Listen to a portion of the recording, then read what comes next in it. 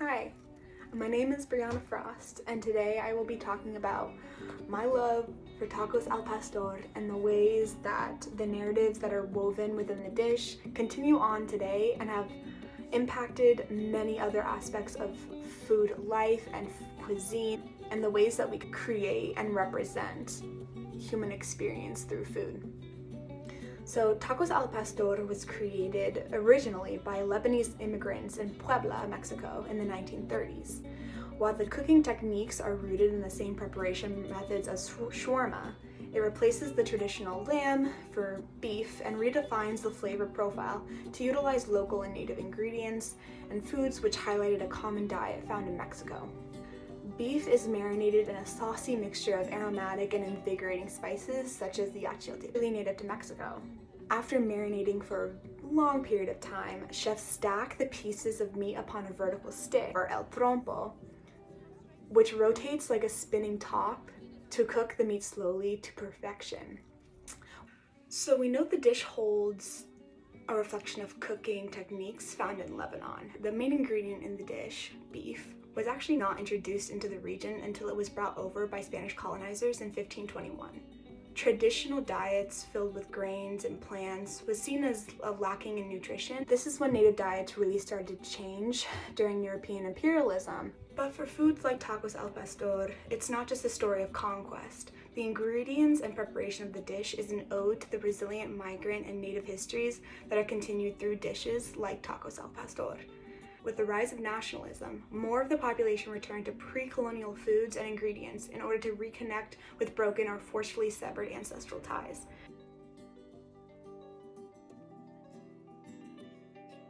Tacos al pastor were one part of a huge culture of street food in Mexico, and their origins are very, very intertwined. One of the earliest visualizations of tacos was recorded in 1920s when a published photograph depicted a woman selling tacos popular among working and mining communities. Tacos and other street foods allowed low, working class, and migrant communities a food option that could easily be taken to go, and no plate or utensil is needed in order to enjoy it. It was important for busy workers and families alike, for many households lived without heat sources that are essential for cooking a fresh meal.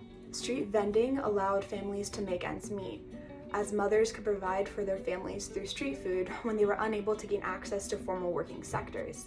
And as mentioned before, it was a really quick and relatively cheap way for many families and communities to be able to gather and have a fresh, warm dish that was otherwise inaccessible. I'm so happy and so honored to introduce a chef and owner of a food truck from the Bay Area and the ways that he uses his mobility to give back to the communities. Well, my name is Miguel Escobedo. I started a restaurant with my brother called Papalote Mexican Grill in 1999.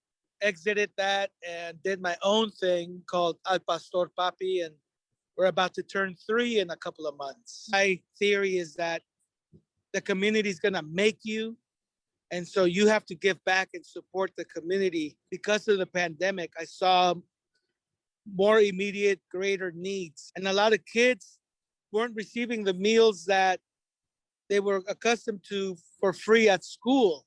Right. So I'm just a little truck, and I'm not going to fix that problem, but I am going to raise awareness of it. So we did free food for kids. We started working with Mission Meals and Poder. Because a lot of the farm workers are undocumented, they had no assistance from anybody. The beauty of the truck was that we were able to go to the people. We brought that big, pink, bright truck to the farm, to the actual farms, and pulled up and just started slanging tacos. And people were like, "How much is this? Like, it's free, man. Like, we're here for you. You know, you're here for us always. We're here for you." And I just hope to inspire other people. So we have to take care of our people, and we have to take care of the people, you know? So I feel that's where I walk the fine line between business owner, chef, and community, just a member of my community, just trying to better our community. So I think it's safe to say that There are so many layers that come with trying to do research into the history of Tacos al Pastor, and I know that I really only touched the surface on this one.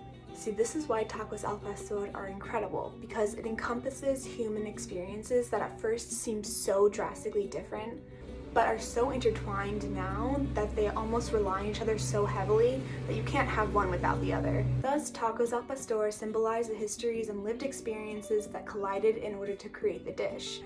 And it also seems to represent, oddly, the inevitable adaptation of dishes over time. It intertwines so many different lived experiences of migrants, of natives, of entrepreneurs, of creatives, all these things that are still shaping the way that we enjoy food today.